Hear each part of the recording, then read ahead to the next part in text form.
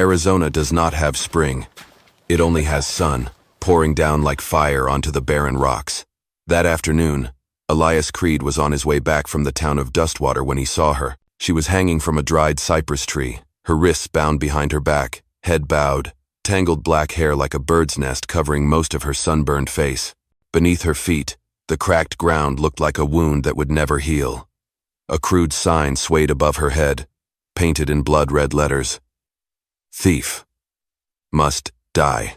There was no one around. No sound of horses, no voices, only the wind. Elias pulled his hat lower and squinted. The last time he saw someone strung up like that was during the war. And even then, at least there had been a reason. But this? Just a young Apache girl, maybe 18 years old, sun-darkened skin, wrists already bleeding from the tight ropes. He was about to turn his horse away. But then she lifted her head, slowly, wearily, and her eyes found his. That look, not begging, not afraid, just a quiet gaze, like embers glowing beneath ashes. Elias lowered his hand to the old scar at his waist and drew a small knife. "Damn it," he muttered. With one smooth motion, he cut the rope. The girl collapsed like a discarded raincoat. He caught her. She was light as a dream no one believes in. Without a word, Elias wrapped her in his cloak. Behind them, the sign still swayed in the wind. But now, it was just wood. It held no more judgment. Elias returned to the ranch before the sun dipped below the horizon, carrying the girl like a man burdened by an unnamed ghost. The ranch was nothing more than a low wooden shack, roofed with old corrugated tin and walled with sand-mixed clay. Just enough to block the wind, just enough to keep the loneliness from spilling out. He laid her down on the narrow bed near the fireplace, the one that used to belong to his wife, many years ago. She was still unconscious, her cheeks hollow, lips cracked, breathing ragged.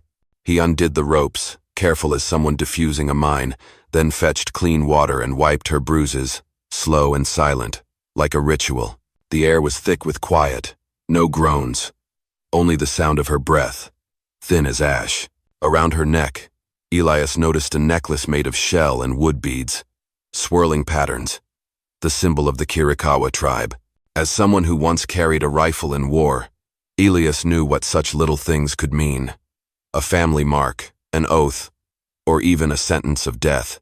He did not touch it, just turned away, placed a pot of water on the stove, and lit the fire. The smell of burning wood and rusted iron filled the room. Something familiar.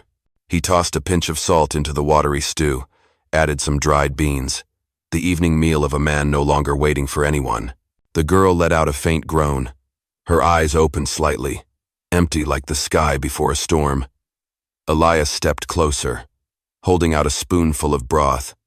She turned her head away. "No one locked the door," he said, his voice dry as desert grass. "And no one's going to hurt you." She kept looking at him, but this time, it was not fear, just exhaustion.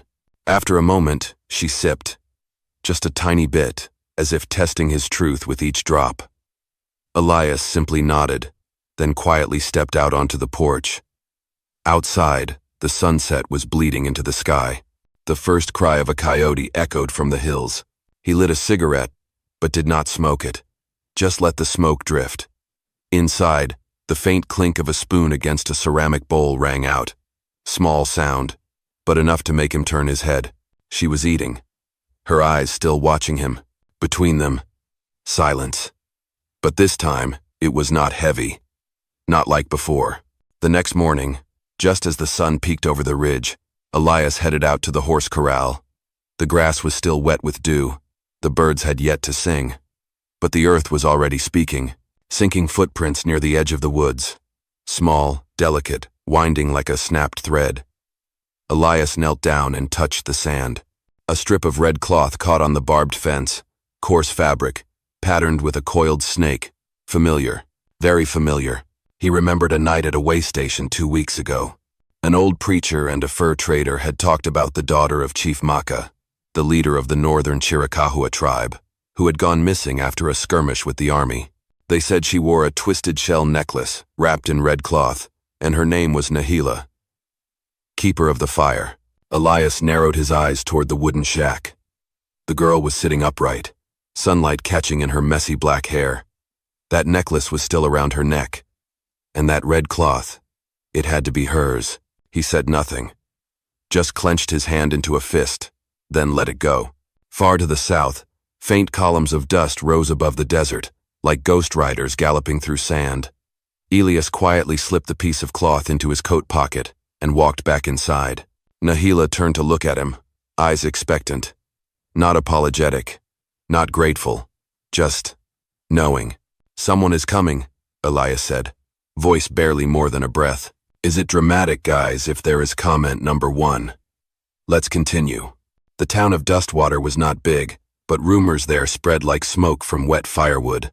Slow, murky, and smelling of danger. That morning, Elias walked into the general store with his hat pulled low and a damp cloth draped over his shoulder. He only meant to buy salt, a few nails, and a roll of cloth to dress the girl's wounds. But every eye turned toward him with a look that was hard to read. In the corner, old Murphy, the blacksmith, whispered something to the preacher. They both stared at Elias, said nothing, did not nod. A boy tapped his fingers on a barrel of rice and said just loud enough. He brought that Indian girl back to his ranch. Elias stayed silent, picked up what he needed, and placed it on the counter. The shopkeeper did not ask questions, but his hands trembled as he wrapped the salt. Before walking out, Elias paused, eyes fixed on the door. Stay away from my ranch. No one needs to die just for being curious. No one replied. But that silence, that was the real threat. That afternoon, Nahila sat on a wooden chair out on the porch, eyes gazing far off toward the yucca ridges. Her hands were folded, her body still. Elias handed her the roll of cloth and a cold can of soup. People in town have started talking, he said, voice rough and worn. She did not look at him. What are they saying? That I'm hiding a prisoner. That I've taken an Apache girl. Nahila let out a soft laugh, but there was no joy in it. And that scares them? No, Elias answered. It makes them want to kill you. A crow croaked harshly from the roof of the chicken coop. There was no wind, yet the tumbleweeds rolled softly across the dry earth. Everything seemed to be holding its breath before the storm. You can turn me in, she said, still staring off into the distance. I would not blame you. Number. Elias stood, firm. I've seen men like them, on the battlefield, in the market square. They do not need a reason to hang someone from a tree. Nahila turned to him, her eyes, for the first time, unguarded. Then why did you save me? Elias looked at her like the question itself already held the answer. He replied slowly, because your eyes did not beg. You are someone with fire in your soul. Then he added, and we are about to have serious trouble. With that, he walked straight back into the house. That night, the sound of drums began around midnight. Not a fast beat, just slow, heavy thumps, like the heartbeat of the earth stirring old memories. Elias sprang up from his chair, the Winchester already in his hands before he even had time to think. Nahila was already standing on the porch, her cloak billowing gently in the night wind. Her eyes were dark and steady, not a hint of fear. They are not here to negotiate, she said, voice dry as wind-blown sand. Is your father leading them? Elias asked, eyes fixed on the clearing between the pasture and the rocky hills. She nodded. Maka. He will not say much, but every beat of the drum is a warning. After the third, arrows will fly. The drums echoed again. A second time, Elias let out a breath. He set the rifle down slowly, like a man who had just picked his own grave. I do not want to shoot anyone tonight, especially not someone searching for their child. Nahila looked at him. If you go out alone, they might listen, but if I go first, you cannot be sure, Elias interrupted. I will not let you spill another drop of blood. Not for them, not for me. Horseback silhouettes began to emerge through the mist, dark shapes shifting in and out like ghosts. Each rider wore eagle feathers, their faces painted in ash-gray streaks. They moved without a sound, as if the entire world was holding its breath. The third drumbeat sounded. Nahila stepped forward, her hand reaching for Elias's. For the first time, they touched, not out of defense, but connection. Say nothing when you face Maka, she told him. Let me speak. You sure?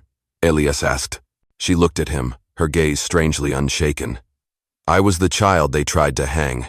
Now I will be the one keeping them from killing you. When Maka appeared, tall as a mountain, silver hair tied back, eyes like blades, Elias simply stood his ground, no weapon, no words, and Nahila stepped forward to face her father, a daughter caught between two worlds, a fragile voice standing before an army. The patch of land in front of the ranch had become a warrior's circle. 80 men, silent as stone, the feathers in their hair untouched by the wind. Every spear pointed at Elias, and at the past he could not erase. Maka stepped forward, unarmed, but his gaze carried the weight of an entire dry season. His skin was creased like desert bark, but his eyes were bright and cold. Nahila stood between the two men. "He did not harm me," she said in Apache, her voice low but steady. "It was the townspeople who hanged me." A young warrior shouted, "He is Wasichu. He kept the chief's daughter." His voice cracked like thunder across the plain. Maka raised a hand, and all sound vanished. He looked at Elias and spoke English, rough but clear. "White men do not save the daughters of those they fear." Elias replied, without stepping back, "I did not save her because of the color of her skin. I saved her because no one else stopped." Maka fell silent. One step, then another. He came close enough that the spear of a nearby warrior nearly grazed Elias's neck. But Elias did not move. "I found this cloth caught in my fence," Elias said, holding out a blood-stained strip of red fabric, part of what Nahila wore when she was strung up.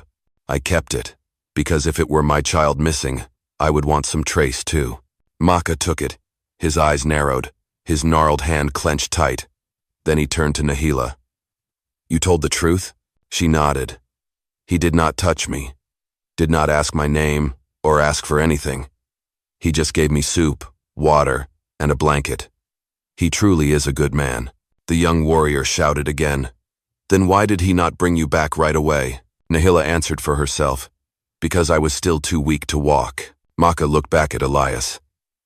"You fed my daughter, though you had no reason to. But words are not enough.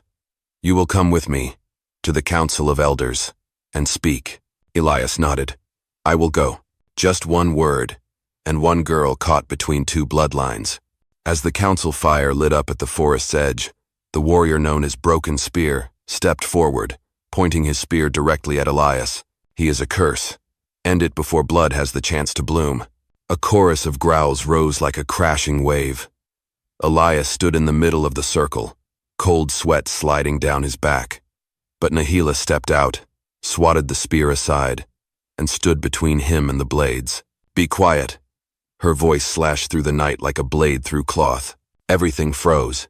She spoke in Apache, her words pouring like floodwater, telling of ropes, of hunger, of Elias's eyes. She told them about the photograph on the table, his wife and daughter, both dead, just as she had nearly died. The wind howled through her hair, but her voice held firm.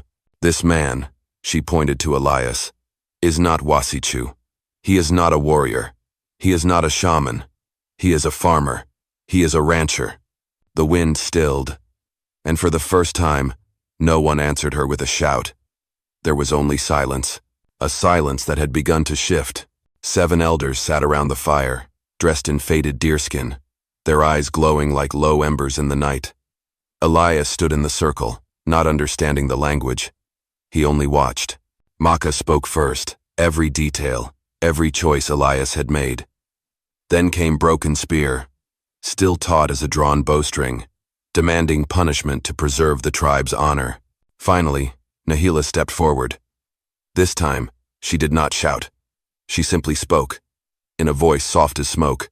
"I saw in him what we are missing, kindness without expectation." One white-haired elder asked a single question. She answered without pause. "If I had to choose again, I would still trust him, even knowing I might die." The silence stretched long, like a ritual. At last, the eldest nodded. Maka turned to Elias, his translation warm but firm. "You are spared. But more than that, from this day forward, your land will be protected. Anyone who lays a hand on you declares war on our tribe." Elias bowed his head. They left the valley at dawn, and they left in silence. No drums, no horns, only the soft sound of hooves on dew-covered grass. Nahila walked beside Elias, saying nothing. Maka followed, silent as a mountain. Back at the ranch, Elias opened the door, letting in the early morning light. The same wooden chair, the cold stove, the tilted photograph of his family. Nahila stepped inside, quietly picked up the dried flowers by the photo, and replaced them with a few fresh wild blooms she had gathered along the way. No one had taught her to do that, but she understood. Elias stood behind her, silent. When Nahila stepped out onto the porch, she paused, turned to look at Elias, her hand resting on the beaded necklace around her neck, the symbol of her clan. She took it off, walked to the table, and placed it beside the photo of his wife and child. She said nothing, just left it there. Elias looked at that small object, the spiral-patterned beads, stained with a trace of old blood. He did not touch it, just took a breath and nodded, slow and deep, like the earth itself. Nahila rode away with the warriors. She did not look back. Every year after that, on the first day of spring, an Apache woman on horseback would come to Elias's ranch. She never knocked. She would leave a bundle of dried provisions, a few wildflowers, and a scrap of leather with a message written in plain English. "Thank you. For that day you chose to save, instead of turning away." Elias never replied. But he kept every note, every flower, in a tin box under the table. When he died, those who buried him found something unusual in his coat. An old Apache necklace, worn with time, but preserved like a treasure. One act, one glance, one bowl of soup, enough to turn blood into words. Thank you for listening this far. May you always be healthy and lucky. If this story touched your heart, please subscribe to the channel, and I will see you in the next video.